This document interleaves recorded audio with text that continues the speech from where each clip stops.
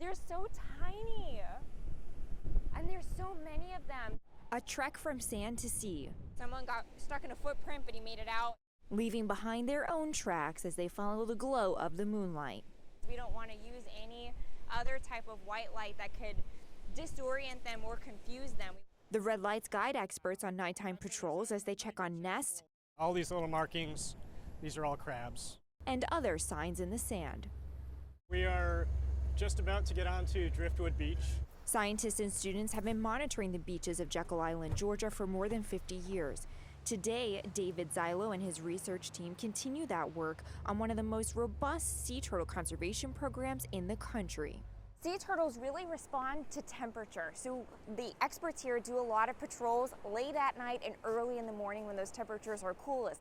More intense storms and higher seas could flood these nests more often, eroding habitats moms need to lay these eggs. Let's get back down in there and confirm that we have eggs. And we do.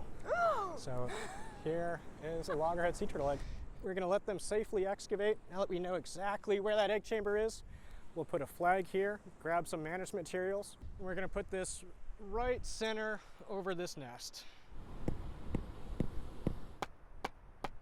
A mom can lay more than 100 eggs at a time, but for every 1,000 eggs laid, only one hatchling makes it to adulthood, an increasingly difficult feat due to climate change.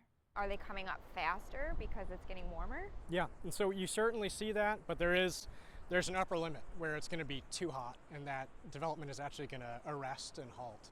Eggs incubating in an environment temperature cooler than 82 degrees hatch male. Hotter than 88 degrees hatch female. As our climate warms, many more eggs are hatching as female, creating an imbalanced gender ratio for an already endangered species. We just have to be ready, prepare as best as we can, and learn as much as we can about these animals beforehand so we can proactively try to improve management and improve resiliency here across the coast. Reducing plastic, regulating coastal development, and paying attention while boating and fishing are huge steps that help these little ones take more of these steps. These tiny but mighty turtles waddled the earth with the dinosaurs, now facing their toughest test of resilience against our warming climate and changing coast to find their way back home. Maybe a couple of those will make it back to Jekyll Island once they're old enough to lay their own eggs in a couple of decades. Like, how cool is that?